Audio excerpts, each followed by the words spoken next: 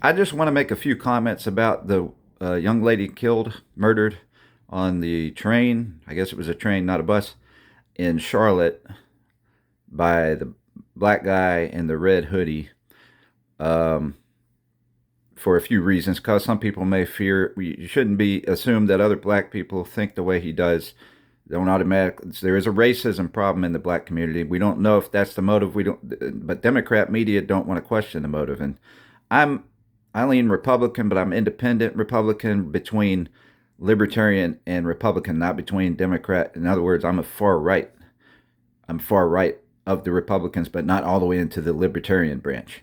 So that I won't explain that now. But and I'm Christian. I believe in Jesus. I believe in forgiveness, but we don't teach people thou shalt not kill today. We don't, because we're not allowed to talk politics. And on buses, people mostly are against talking politics and things like that. But people need to hear thou shalt not kill, thou shalt not steal, you shouldn't lie about people. People need to hear those things in politics, and you should. Why would you not want to talk that? I mean, I think the biggest blame for what happened is that we were not allowed to talk politics and say thou shalt not kill, thou shalt not. Can't have those discussions. So people are going to kill no matter what in this world, and this is not heaven. This is not hell, right? But we have remnants of hell, like we just saw, and many other things, and pain, and all those kind of things here. But we also have pleasure here, good pleasures that are allowed, but also, and that's an evidence of heaven and hell. And so, in heaven, you have pleasure, pleasure, pleasure, pleasure, pleasure, but righteous pleasure, good, holy pleasure, not bad, not neurotic pleasures. And on earth, you have pains, and then you have medicine for pain, and medicine can be used for pain legally by the Bible, but it can also be used to be neurotic. Sometimes that creates homelessness and more pain. And maybe I'm not sure if this guy was homeless, but I will say that was not a schizophrenic reaction that he made. It was an evil reaction. He's been in jail a lot. He could be thinking he's going back to jail, and he saw a person. He could have been racist, or he could have been for the criminal, all the criminals. He's been in and out of jail, so he's probably connected to the drug cartels, perhaps, and he can see that we're starting to fight back, or government is starting to fight back against drug cartels. He could have had a motive like that. He could have had known the lady, maybe seen her around. But I'll just say it wasn't schizoid. A schizophrenic hears voices, and they'll usually argue with the voice in the temptation. As soon as she sat in front of him on the bus, he reacted. He thought real quickly maybe how he was going to do it. That's all the time he had to think. You could see on the camera when she sits down, and he's just thinking real quick, thinking kind of hard, and then pulls his knife out to get it ready. And he knew how he was going to stab her. It looked like maybe he did it before, and I just saw another footage of it, and you can't tell exactly where he stabbed her because she's not bleeding visibly afterwards, but she was getting weak real fast. And I'm not one to criticize everybody's reaction on there. I'm a person who's ridden buses a lot, and I've had people. I'm white, well, sort of, right? A little bit, I'd say. I'm kind of white, kind of beige, and I'm kind of not somewhat fair skinned, but not super fair skinned. I tan pretty well, but so it's a beige is a shade of brown in reality, and I'm not defending myself for people who hate my beige skin, but but the reality is we're one human race from God, Adam, and Eve. We all came from Noah's family after the flood. That's the only non-racist view in the world is the biblical view that shows the history of all people coming from Noah's family after the flood. How we got ethnicity was not by skin tone. We got ethnicity when God changed the language at the Tower of Babel. Some people don't want to believe that miracle, but it sure makes sense because everybody went by language according to the way the Bible said. Ham's descendants went south. That ends up being Africa, and you live near the equator a few thousand years, and your skin needs extra vitamin D to protect you from the sun. Your skin darkens, right? That's how I can explain darker skin. And over, a couple thousand years before Christ came, between the flood and that time, people didn't move away much, so their DNA built a strong DNA for more vitamin D. And there's, dark skin's pretty and light skin's pretty on a person that takes care of themselves. and you know, it's you can always find a blemish on either one if you want and pick on it. If you could see everybody gets dry skin and flaky skin, but darker skinned people they concern sometimes about their legs getting flaky, and they like to keep them. This is women, I guess, mostly, and men probably, but they don't want you to see the skin flaking off on their skin, so they put some oil on it. Light skinned people, you don't see that as much, but you see the blemish in a light skinned person because you can almost see the blood vessels through their skin because their skin's light colored. You can see the capillaries, and so people call that red, and they discriminate against somebody being pink or red looking, and the ones that are racist, and they try to make a big deal about that.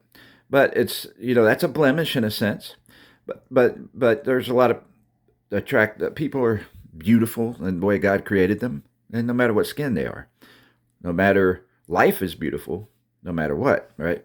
So somebody gets their legs shot off in war or something, and they survive, and they're not as easy. They have to be helped a lot. It's not, it takes time that people don't want to put into it a lot of times, and they don't want to impose on people's time. A lot of them, most of them, at some point they don't want to impose. At some point they may start getting angry about it, or irritate. They get irritated by it. So but the fact that their life exists and their story exists and what happened in the past exists, and they took a stand and tried to fight for our freedom here, to build a peaceable nation and have the freedom of speech, is a beautiful thing still. The memories are beautiful, and what's left of them is still beautiful. All right? It's a teaching. It's a lesson that they're able to teach to all of us.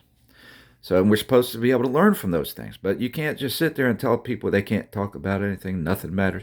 So I want to say about the bus, I've had to ride the bus a lot in my life. I didn't say I was poor. Why do you assume I was poor? I'm joking. But I've been beyond poor and have been in debt, in other words. So I've had cars stolen from me, never got justice, and got returned, got only liability insurance. So I got to a point where, when I can save money and get a new car, I will, but that's not happened yet. And I kind of like not having the bills in a sense, but it's sure inconvenient, right?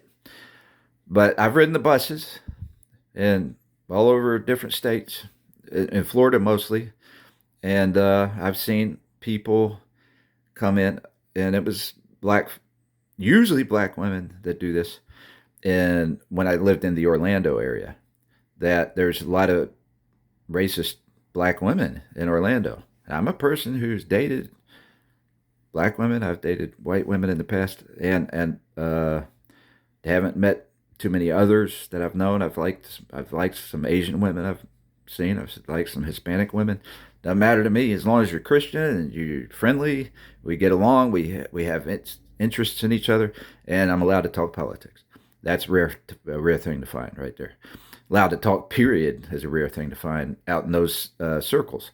So on the bus, people have learned not to talk, and that's one place where it's probably sometimes best not to talk because people are tired, sometimes going to work or getting off work, and so I don't have a complete judgment on the people that were surrounding that situation, because that guy just got up. He was not being schizoid. When you're schizoid, you're battling voices. You're out arguing back and forth with voices. He knew what he was going to do right away. And so the motives, there's not that many motives you could have. He was either could have known her, could have seen her before, may not have liked that she was an immigrant that had a job. He may have not have liked that she was white. He may have not, and then he knew he was on camera. I don't know if he took time to think about that, but he knew there's cameras on the railway. And maybe he was going back to jail and wanted to go out on a big point and get a bonus point he might be with a group that wants to kill white people. It could have been many things. Could be that she's turned him down before. Could be that he was mad at an immigrant. She's not an immigrant. She's a refugee, a true refugee in a place that really is having war. So it's not some fake Muslim country pretending to have terrorist problems and trying to send people here through our Democrat Party and just to grow Islam in America. That happens, and that's not always the case. There are refugees from Islamic countries that went in real situations. It's happened, but there's mostly a scam going on there. And there's definitely, I won't say mostly, there's at least half 50% of a scam is going on there to try to outnumber Christianity, get rid of Christianity in America. So then they are the ones that silence this. That's mostly what right people don't talk on the bus, because people end up talking about Jesus or this or that, and the main ones who are offended are Islamic people, and we can't offend them. And so that's one reason people don't talk on the bus. They mind their business, bury themselves in the phone. Sometimes people are tired. They weren't expecting it. And that guy was sneaky. He was already done before people stabbing the lady, before people saw it. He knew what he was doing. It doesn't look like it was his first time.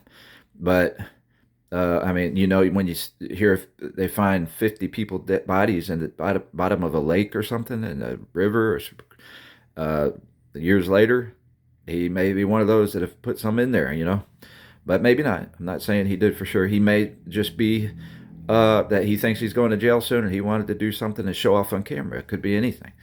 But either way, he had no regard for life. He had no regard for somebody else's life. And frankly, when I've been on buses and just out in town, most people don't have. He's just like most people out there that don't have regard for anybody else's life and don't want to hear anybody talk religion or politics. We don't want to hear you talk. And that's understandable when somebody's just completely mean, rude, and all that. But the ones who are like that, they're allowed to talk. The bullies, and it's usually gangs and cartel type people, cartel connected type people. And I'm not here to see. I believe in Christ. I have maybe a different view on this. I see people as all human and having lots in common with me as a human being. I see people as fellow brother human beings. I see people, not fellow brother Christians, the fellow brother human beings. That's the perspective I've come from for many years. Somehow I had maybe a deeper understanding of that through reading the red letters of the Bible when I was young, being glued to the red letters, which is Jesus' words.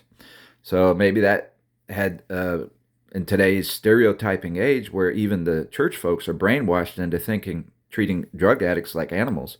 I sympathized with drug addicts before, I've had experiences with that myself, but long before I had those experiences, I viewed the people in the ghettos as being slaves to the cartels. That's just something now I've figured out I was right the whole time, but how did I know that way back then? How did I know? I mean, it's hard to prove in a way because we're so segregated. And people don't want to hear anything. We don't want to hear politics. We don't want to hear about drugs. Don't talk about drugs. So, in other words, we got the scientists are the only ones allowed to talk about drugs, and they're playing all kinds of tricks, and they've made something that could simply be a tea. And from what I understand, the coca leaf. They drink the coca leaf tea in South America, and it's not even as bad as coffee. 2 tea leaves. So, but they're making slaves out of people in Colombia. In my view, this is a speculation. And they have them crushing, 100 leaves, 500 leaves, 1,000 leaves per line of coke, concentrated coke that created, which is strong, and maybe that level should only be in doctors' hands. It's kind of like having caffeine pills, taking too many caffeine pills. How do they make all those things? Well, they're making all that, and it makes it to America, but somehow we're able to stop any leaf from coming to America. And you can put it in a tea bag and have it just like green tea, and it's not going to hurt you, just 2 leaves. And I'm not promoting that. I'm saying, I would say, never, if I had kids, I would say never try tea. Never, I wouldn't want them to ever try chocolate. I wouldn't ever want them to have coffee. And I wouldn't ever want them to have a coca leaf. I wouldn't want them to have Tylenol. I wouldn't want them to have aspirin or ibuprofen. But maybe when they have a fever, I'd go with Tylenol first and make sure they're not allergic to aspirin. A lot of people are allergic to aspirin. They have a heart problem, do a little baby aspirin. Start off with that. So, but stay away from ibuprofen. Of all the so I know stuff about medicine and all, and there's ways to do it, and there's safe ways to do it, and there's dangerous ways to do it. So, and different ones do different things, but they can make a safe medicine form of any medicine. The ones even in the streets, they've lied about that and demonized that and allowed the cartels to thrive. And most of the ones that come from in the streets are more natural, and so they've demonized those so they can make synthetic ones that didn't even come from God. That's all they have in the hospitals now. And they'd rather the cartels deal the pain medicines than the doctors because they get sued for it. But we can't sue the cartels. So, but I'm not I'm not hating the cartel 100%. But we got to do something because the thieves and killers run the industry, and they've become they're working with the anti-American Democrats and anti-American countries and anti-American terrorist groups. They're all working together. And anti-American is anti-Republican. Republicans created the America that ended slavery. And they're the original, they represent the original people who escaped Europe to stop being hung for reading the Bible. In England, mostly in England, I guess at the time, but in Europe, probably Rome and Italy, because it was the Catholic Church that was a theocracy with the government and hanging people, and that's why they're against theocracy. Doesn't mean one nation under God is a theocracy. We did things to protect against theocracy. I don't know if that's the best thing. It's just they had a bad theocracy, but because Catholicism isn't really accurate. You know, some of them worship Mary, and you can't worship Mary's not God. But Jesus is God, right? So he's one and the same as with God. He's God in the flesh. That's why he calls him the Son of God, because he's not exactly God in the flesh. God has never been seen by man. He is a spirit, but the embodiment of God in the flesh has been seen by God, and he had the same spirit. He was God with possessing Jesus' body, who is fully God and fully human through Mary, fully God through his spirit, but fully human through the seed of David that God miraculously put into Jesus, right? So he was a human being. Doesn't matter how dark his skin was, and it probably wasn't black or light beige, but it probably looked more like the people in Israel, they are pretty light skinned, but not all of them. Southern Israel may be dark in the past. They've all moved around now, but in the past, Southern Israel was probably darker than Northern Israel, and they look more like they may have looked more like a Pakistani who looks somewhat Indian. They're Arab, but somewhat Indian, right? So, I mean, because darker skinned, the black culture, from my understanding, and this is factually backed up. It's not because I say everybody lied about this. It shows in geography. But it makes sense, too. The darkest skin comes from people who grew up under Ham's Ham is the son of Noah, grew up south of the Sahara Desert, close to the equator, Ethiopia. So Kenya, Ethiopia, those places. I think Kenya is below the Sahara. So the Egyptians weren't as dark as the people below the Sahara. They were more Arab looking, but probably had a mix. But over time, people mixed in cultures. Moses married an Ethiopian woman. Some people argue that, but she moved there from Saudi Arabia. Well, I don't know that. I don't know if that's true or not. Doesn't matter. He did still marry somebody from Ethiopia because after he ran from Egypt after killing a man who was beating on a slave. And I don't know for certain if it's clear that, it wasn't self-defense. He may have kept fighting them and didn't have to go for the kill, but did. But he was fighting in self-defense for the Israelite slave, which he was adopted into the Egyptian family. Moses was. And he started learning about that and was defending his fellow Israelite, even though he was like a prince of Egypt. So, but he was adopted when Pharaoh, when Moses was a baby, was going around and killing all the firstborn of Israelites. And so, or maybe all the babies, I forget that story, but he was killing their babies. And Moses' mother put him on the river, Nile River, I guess. And the Pharaoh's daughter found Moses in the river in a basket. And they adopted him. So, anyway, but when he ran from Egypt after killing in self-defense, it's definitely self-defense at first. Don't know if he had to kill him in the end. But it was definitely killing in self-defense for a slave that he was beating on. Moses ran and fled to Ethiopia. That's where he eventually saw the burning bush and had an experience with God and all those things, right? So, schizophrenia, back to the bus. If you have schizophrenia, you hear voices. You think you hear voices. This is my diagnosis. I'm not a doctor. I'm a truth teller. I'm a truth seeker. And I feel like the doctors, if you go to a doctor, what, they spend 5 minutes? They might spend 5 minutes, give you a medicine, they get it paid, right? Most of the time. You have to pay for very top dollar out of your pocket specialty doctors to get more attention than that. So, look, they're not really thinking that much about you. They're not really trying to diagnose everything. They're sticking to basic stuff that has been standard and legalized, and basics, common denominator solutions when they give you a antibiotic and stuff. And they want to stick to that, and they're scared to give you a real pain medicine that comes like morphine, because addiction is so demonized. But most people I know that have had morphine after surgery don't get addicted. I'm not promoting morphine.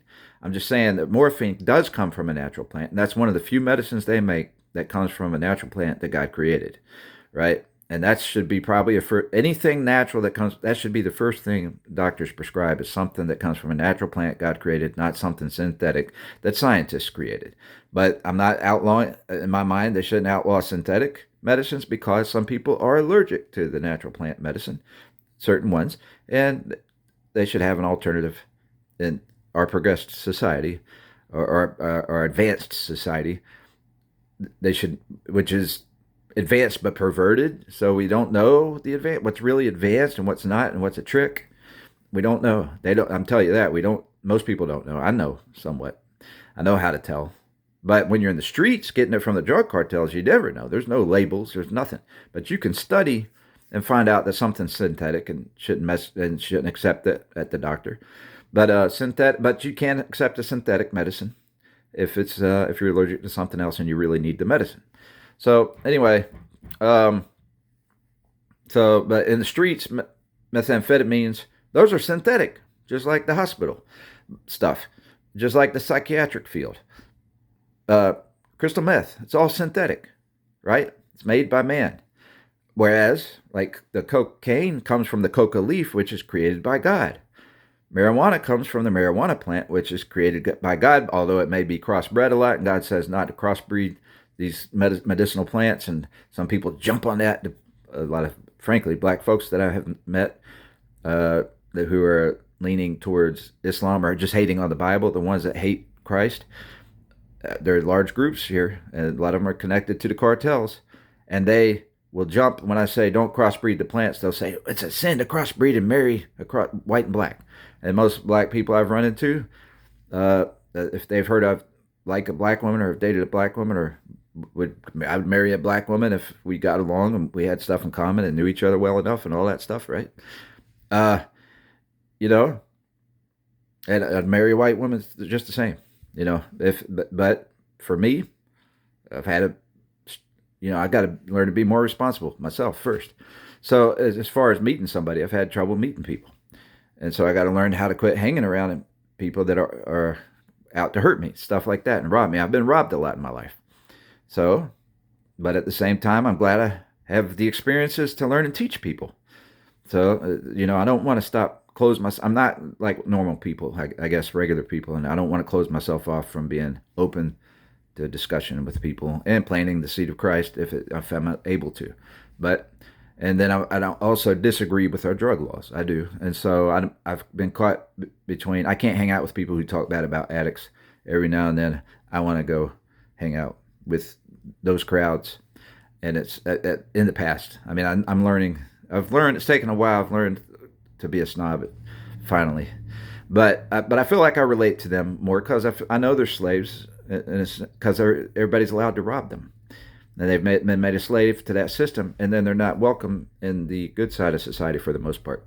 In the not good side. It's not a good side of society that's hating on all that, not seeing past all the lies. But, so this guy, schizophrenia, I'm not a doctor. I'm a truth seeker, and we're allowed to explore this stuff. And I'm exploring it. And I've explored and found things, and I've seen reality. I've known a lot of schizophrenic people. I'm a person who actually, people can't go talk and get along with somebody. I'm a person who can, and I can calm down a situation. I can do all that because I just see them as a human being, and I talk to them, right? Like they're having a heart bad day, just like me. I do that I've calmed down many situations, and I've stopped quite a few fights. And I've gotten beaten up stopping a fight before, and people tell me never do that. They have their rules and stay away from this and that. Well, if I'm there, if I see it, I've seen a woman get ground and pound before, and I went up to stop the fight, get the man off the woman. And it was a black man jumping on a white woman in Columbia, South Carolina, and they're known for not black men, but men and relationships with women in Columbia. They have the highest statistics, not Columbia, in South Carolina though, highest statistics for domestic abuse where the man beats on a woman. And I could see through their language there, a lot of them halfway believe that and doing that. I've met people who believe you're supposed to spank and punish a woman and make her fall in line. I've met people in black gangs that are into that, and I've met people in white gangs that are into that. Or I just call them cartel. And and I had to disagree with him. I think you do better to relate to him and see, But so I've met very few that just strongly believed in that, but I had met one I can think of particularly. But I had remembered that kind of conversation where I saw people that seemed to think those things in Columbia, South Carolina. But anyway, the woman was egging him on, trying to get him mad, trying to get him to do something, literally. She did do that. I saw that, but I saw a lot of black guys around in this setting. They were the ones I saw standing around, or some of the ones I kind of halfway knew that had attitudes. And it's not to say that they're all that way at all, but these guys were. I'm not thought, okay, when I go over there to do this, they're going to jump on me from behind because I'm stopping a black man from beating up a woman. They don't want me beating on the black man, right? So I didn't have to do anything. I just walked up to do. If I had to, I was ready, and I was ready if all those guys jumped on me from behind. But I just walked up to do something, and he jumps off and is apologizing to me. I didn't have to do anything. Right? Now, I understood. I saw that she started it. I saw she was trying to get you to do that. I'm surprised you did it, though, because actually I've seen the guy around, and he was quiet and pretty nice. It took a lot to get him to get angry. He's not that type. I mean, obviously he had a point of, if he crossed the point of no return, maybe he's done it before, but he's not the type to just get mad at nothing and do that, even if he is that type. So she was definitely egging him on. Anyway, that happened. I'm just saying I've stopped a lot of things. That's just one situation. But I've seen a man spit a loogie into a woman's eyeball, and I had to do something about that situation. And I maybe saved that woman's life. And that was a white in Columbia too. White man on a black man on a white woman who, well, I won't describe anybody in case they see this and don't want it talked about. But and I had witnessed one other domestic violence issue between a black man and a black woman, and they were dating. I knew they were dating, and there wasn't anything anybody could do. I wasn't by myself and witnessing that, and they just had to wait for it to calm down, try to keep it calm, and don't say anything because he was going to get worse if you interrupted. So that was that type of situation. It calmed down if you just don't piss him off anymore. But he was a rough one for sure. The fear was he might stab the woman, right? So, but he calmed down. It calmed down. But that's just one city. I lived there at the time. I've lived a lot of cities. So I've seen. Anyway, I'm running out of time. I don't want to. But the point is, if you're schizophrenic, you think you're hearing voices, but you're really just hearing your thoughts. And so they might be loud thoughts that you don't want in your head. And a lot of times they argue and wrestle with those thoughts. This guy wasn't thinking schizophrenic thoughts. He was thinking an evil thought based from hate.